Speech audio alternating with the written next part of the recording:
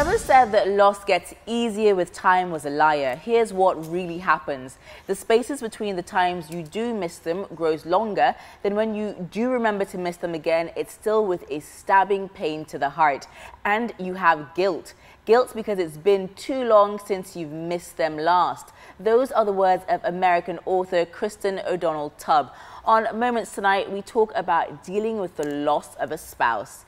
Welcome to Moments, ladies. Hello. So this is a topic, I pray, none of us or any of our loved ones ever have to experience or go through. It's truly something I feel that's very earth-shattering. Growing up, we had an aunt, and she ended up losing her husband in like a freak tragedy.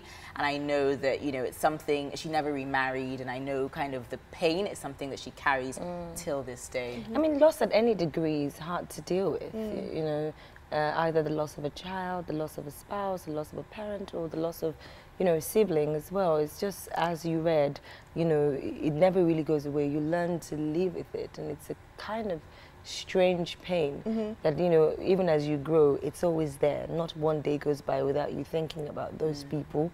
And it's amazing how we think we have a forgetful memory, but there's some certain things that we just wouldn't, forget. So it's hard to deal with the loss of anyone, you know what I mean? Yeah, I completely agree with you guys.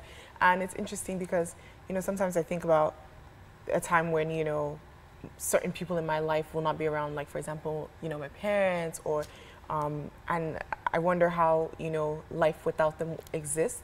But the honest truth is, I think that's life, it just keeps going on, but the question is, how do you deal with it? Sure. Yeah.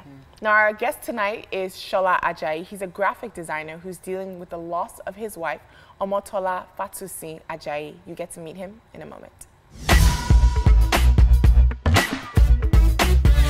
Welcome back to Moments Nigeria. Shola AJAYI, a graphic designer who took over the blog of his late sickler wife, Omotola Fatusi AJAYI, called livestrong.com.ng after she had died a week after the birth of their son. He is a graduate of banking and finance from the Lagos State University, and he joins us now. Welcome to the show. Hi, Shola. Welcome. I mean, even the intro, knowing that you had to announce her passing by her blog, how was that for you? I think it wasn't as hard as I thought it would be. I think I waited for almost 2 months before I announced it. We actually didn't announce it immediately because we wanted, it wasn't a good news in the first place. Yeah. And we wanted some kind of privacy so we could heal. When the calls come in, they just remind you of the whole thing again. So the whole family took time to just heal. And when I realized that I think I'm okay, I'm strong enough to put it out there, I decided to do it. Can you just talk to us about, how she died? Okay, she died in the hospital, just, like rightly say, just a week after the delivery. She had crisis prior to the time of delivery, and she had to be rushed to the hospital from where we registered to a federal hospital where they could handle her better. And shortly after the delivery, the crisis didn't abate in time. So they just had to like put her in the ICU for some few days to just see how well she will do. But so, your wife her blog was about actually her being sickler, and she talked a lot about, how she's living with sickle cell. Now, for someone who has SS blood type, are there concerns generally about the fact that they're going to have a child? Had your doctor given you any sort of procedure in how you can avoid her from having a crisis? Yes. Okay. Yes. So we actually plan not to have a child. And then after seeing the doctor, he told us that due to the advance in medical practices, that it's not really much of a big deal, unlike before. Okay. That we can still have a child, but we should just keep it at maximum of 2. And so we decided to give it a try. One thing I want people to understand that it wasn't even because of the pregnancy. it was because she had crisis. And did she have a good pregnancy? Yeah, she was not even hospitalized throughout. Oh, really? One thing about sickle is that sometimes, due to the frequent crisis, sometimes the amount of drugs they need to take, you can't tell. Those drugs have effect on the organ. So we really can't tell when any of those things can happen. It could affect any of the organ, whether the respiratory organ or the spleen or the kidney. So we really can't say when any of those will happen. Also, they just have to like go for medical checkup regularly and frequently to just. Right. So let's ask you this: will you talk to us about your love story? Because you know we live in a world where even when medical practices have advanced, you know, when people say they're sickle, the first question they ask is, you know, what's the person's blood group they're getting married to? Are they compatible? You know, so tell us about your love story, and you know, did it ever bother you at any point that she was a sickle cell? Yeah, it did. It did. Actually, we met in school, but we're not that close. You know, fellowship and all. So we're really not that close. But I think during service here, we both had delays due to some errors on our profile, so we couldn't go with our batch rather. We didn't go with our batch, so we had to wait for the batch B. So I think we met at the pre-orientation meeting we had with the school authorities, just advising. So we met there. I was just happy to see someone that I graduated with sitting in the hall with me. So we got close, started talking. Even right from there, I've already known that something was really wrong with this lady twice. So we got talking, we became closer. I understood some things about her, and I actually found out that she's actually stronger than what she appeared to be. Her frame does not really tell how strong she is. So Shala, just hold on right there. We're going to take a quick break. And when we continue the conversation, Shala will be here with us, telling us about his wife who recently passed away.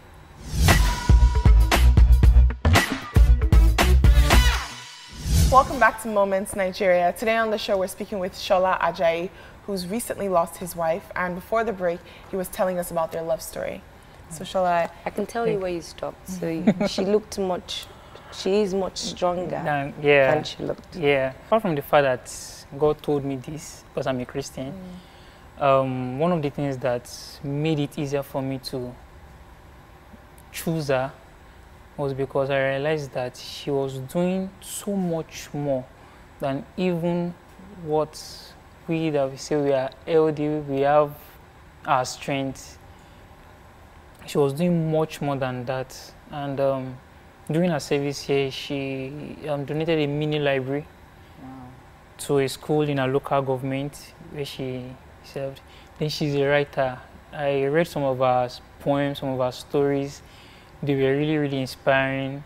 And I was like, if someone like this is doing this, what's the essence of marriage? I don't want to be in a marriage whereby it's just about the romance and everything. I want a marriage that has purpose. And I saw her as someone as that. She fulfilled purpose, and I think one of the things that's really helped me during this period is even some of her poems that she wrote. You know, I went to check some of my notebook, because if she finds any notes, any pen, she starts writing. So I flipped to the back and I saw a lot of things she wrote, and it was almost as if that was the last message she left for me. Wow. I was really surprised to see that, and I just told myself that I can't make people pity her. It's going to look as if she lost. She didn't. So I just have to be strong in this moment. And so for me, choosing her was basically, God told me, and basically because of who she was. She fulfilled, she's a strong person, and she's filled with life. I love the fact that you speak about her even like she's still with us. And I just want to ask where you draw the strength from, because someone might be watching you at home who hasn't been able to get out of bed because they're dealing with a loss that may have even been longer than yours. But how did you find the fortitude and the strength? I'll say God, because you know sometimes it's like I still amaze myself, because I look at what is happening. You know, you said something earlier, and I was almost sometimes I feel I have this sense of guilt, like, Shola, I think you're supposed to be crying. Why are you not crying? And well, I think the marriage we had, the journey we had, even though it was short, the things we've shared together, the pain that I've seen her go through, has really, really helped me to understand that probably she deserved this. Probably she deserved this. And when you say this, you mean better? She deserved better than being here? Yeah, like she deserved the rest. Right. And for anyone who is going through the pain, I can't really tell you that I really understand what you are feeling, because mine is different. So I can't tell you that I understand what you are feeling. I don't know the circumstances that surround the death of your loved one. But the only thing I know is this, that if you can just equip yourself with this mindset that whatever wants to happen has happened. And the only thing left for us to do is to move on and live our life. And Shola, you know, I have to ask you, now that you do have a son, what kind of memories of your late wife are you going to share with your son? Because you talk, I mean, you're so inspirational talking about kind of the legacy that she's left and her work ethic. So, you know, what part of her do you really want to bring into your son's life so he can have really a good understanding of his mom? Okay. I think for me, the first point is what I appreciate that she's a writer. So writing helps keep a lot of memories. So for me, I really want to keep every of her writings. And for me, one of the best ways to just keep that is to continue the blog, to ensure that it doesn't fade out. Even some of our journals, I try to keep them so the guy, when he grows up, can understand the type of mother he would have had.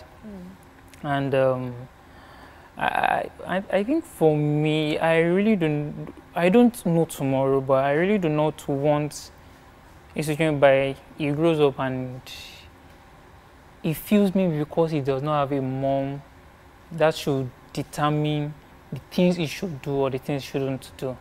So I just want him to just grow up, know that his life is different from his mom. His life is different from my own.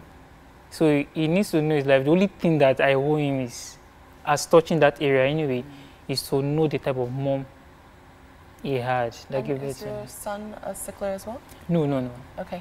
I'm AA actually. Okay. Okay.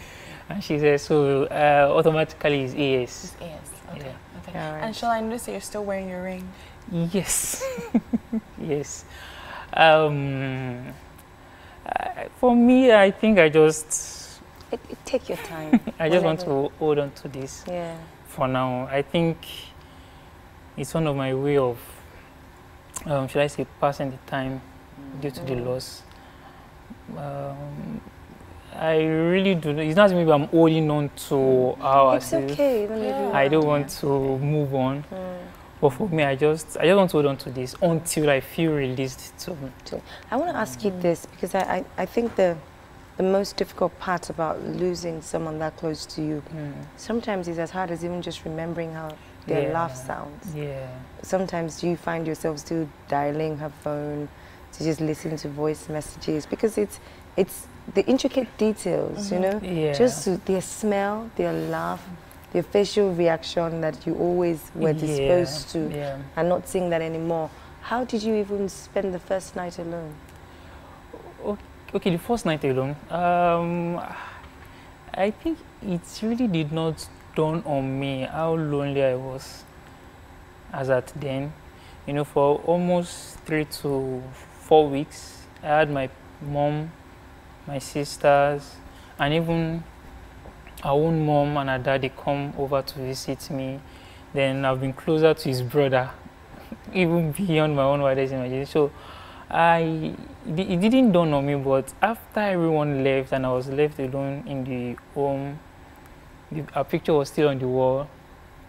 Some of our clothes were still in the wardrobe. I think it was hard for me to open the wardrobe to see some of those things. And some people advised me that I should leave home and just do other things. But I remember a sister called me. Her sister is in UK. She called me and told me that, Shola, the best thing for you to do is to deal with this now. If you leave, you'll still come back to this. So it was really hard.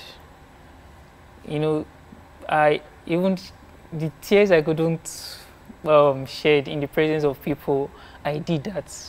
Banged the door, banged the wardrobe. I just laid everything out. And I think after I did that, I think it made it easier. And like I tell people, I still tell people that every day gets better. That's just it.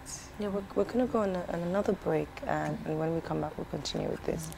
If you just joined us, we have been speaking to Shola AJAYI, who recently lost his wife. When we come back, Shola is still with us, and we'll still talk some more. We'll be right back.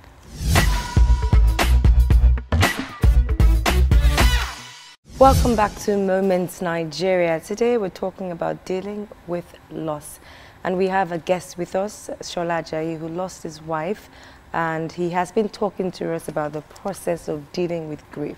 And I'm going to ask you this. You know, there's 7 stages of grief that people say. Do you know where you are right now? I think I'm just doing that for the first time. Okay. Well, I can just talk you through some of them. Because the people tend to say, sometimes you feel numb.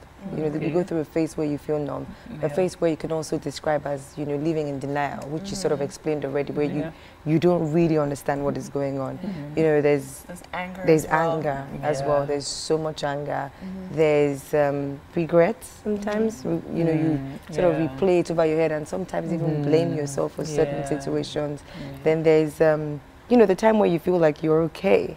And it's also very tricky because you know, you can find some days you kind of shift through. It's not one trajectory. You know, a memory can spark something and something else can happen. But how do you deal with things like that?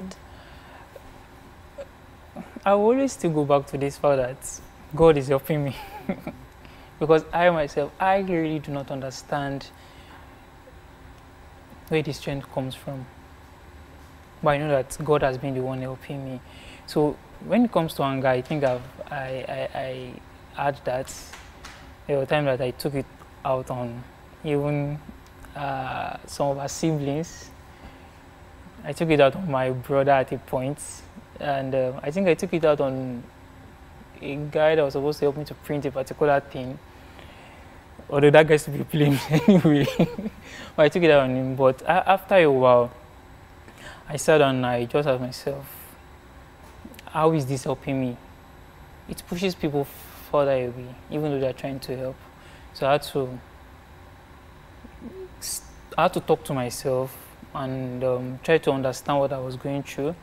I felt regret too, you know, at a point I was like, probably we shouldn't have had. Yeah, because you mentioned that, you know, you originally went into the marriage not planning to have a baby. Yeah. So how did you deal with that? Well, we had planned not to, we did, and then this happened. Okay, so Tola is someone that loves to leave legacy. You know, the person that wrote a biography for us when we had the testimonial service for her, the person said that she always leaves a lasting impression on your heart. And this is not, I'm not just saying this, it's a fact. And that's why she writes a lot. You know, it was recently I understood why she even donated the library. And I realized that she would have given up her life for that boy. And one thing that made me happy is this, that, you know, I sat down and I was asking myself, during your time with this lady, did she fulfill purpose? According to how we human beings, we try to classify achievements.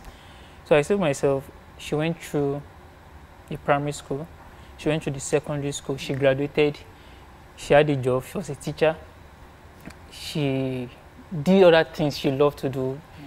She had a blog, she wrote a poem, she got it, she was able to share it with people because at a particular time she was just writing it and just storing it somewhere. But she got to share with people. She got married, which I may say was one of the greatest fears she had around that period when she just got out of the university, whether she's going to get married or not. And she got married, and even for her marriage, was it fruitful? Yeah, she had a son. And how many years were you guys married for? We were married for, I think, roughly a year. How long were you in a relationship for? I think 1 year. Oh wow, so quite short. And I Yeah. just want to ask you, in terms of coping now with practical things, because when one loses a loved one, there's the emotional side, but there's also the practical side of maybe the housework and caring for your son and just things, just practical day-to-day things is what I'm asking Especially about. caring for your son. Yeah, parenting as well. How have you been able to cope with that, and have you had assistance from your family, her family, just in helping you to adjust to this new reality? God has really blessed us with very good family and very good friends. At least I know two of my friends that came to the hospital, drove me around during those hard times. And mom has actually been taking care of the boy. Okay. My mom actually wanted to take care of him too. But we had to reach an agreement that this is for Tola, so let's just, she's filled with love, so let's just pour the love out. So there's an agreement. So our mom is taking care of the child, so she's there, and they stay close to me. Okay. Yeah. So it's easier for me to just drive down, check on the boy, and come back home. So when it comes to housework, it's hectic. I can imagine. So but I think I learned a lot during our time together. So I think it's helping me adjust. I can't compare when I was still single, Of course. to how I manage things now. So it's easier for me to cook at home and still manage house chores and work. But I won't deny the fact that sometimes I fail. I fail in that area sometimes. It's not. Does it make you emotional as well? Not really. Not really. Probably I've not seen anything that would make me feel emotional. I think anytime I feel emotional is always when I move into the room. And you see, is it when you see her things? And When I see her things, and I think the best part about the room is the late night gists. I think that's the thing, because sometimes I just fall in the bed and There's no one to talk to. There's no one to talk to. yeah. Well, thank you so much for pouring out your heart to us. Thank you very And much. by sharing, we want you to know that you're healing. Yeah. And even when you feel guilty for healing sometimes, it's okay. You have to constantly remember what you said to us. Yeah. She was someone who was full of love, and she would not want to look back and find you not living your own purposeful life. Yeah. And you've also helped someone somewhere, someone at home, someone who has been dealing with the loss of a child, someone who hasn't been able to even enter a room. Just might take that bold step tonight and begin to fold things away. So thank you so much, Shola. This has been really nice sharing with you. Thank you. Our hearts and our thoughts go out to everyone out there who's ever had to deal with the loss of a loved one. We'll be right back after this. It's Moments Nigeria. Today we've been talking about dealing with the loss of a spouse. Specifically, we've heard Shola AJAYI's story, and in a nutshell, I don't know. I mean, it's this kind of episode that just leaves you speechless. But what I loved the most about what Shola said was I could really feel the admiration that he had for his wife, and he just still remembers her so vividly. And he talks about the fact that she built a library and she's left a legacy. And I think, I lost my mother when I was much younger, and I think what comforts us when we lose our loved ones is just remembering, the wonderful things that they did while they were around, and just remembering how inspiring, they were, and just trying to preserve their memory. I definitely agree. I mean, he said something that I'll take away from this episode. She did everything she wanted to do. She lived a purposeful life. She defied her fears. The fears of not wanting to get married, or the fears of not wanting to have a child. And when he said she would, in a heartbeat, leave her life or risk her life to let the boy leave. So I guess I learned to be selfless. I learned to face my fears, and I learned to, not be limited by what health, society, whatever limitation it is that I want to put on myself, and just go for it and live life. I really like that, Toke. I completely agree with both of you.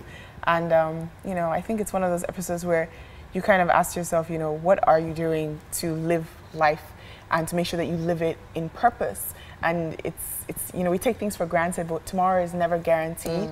And it's so important that we show our loved ones that we care, and also the power of, you know, forgiveness and just being present in today, because we don't know what's going to happen tomorrow. I hope to everyone that has been watching, and if anyone has lost a loved one, I hope that you will be comforted.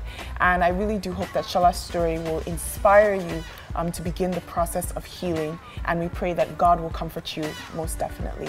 Thank you so much for joining us on this episode of Moments Nigeria. Always remember, if you can think it, you can do it. Good night.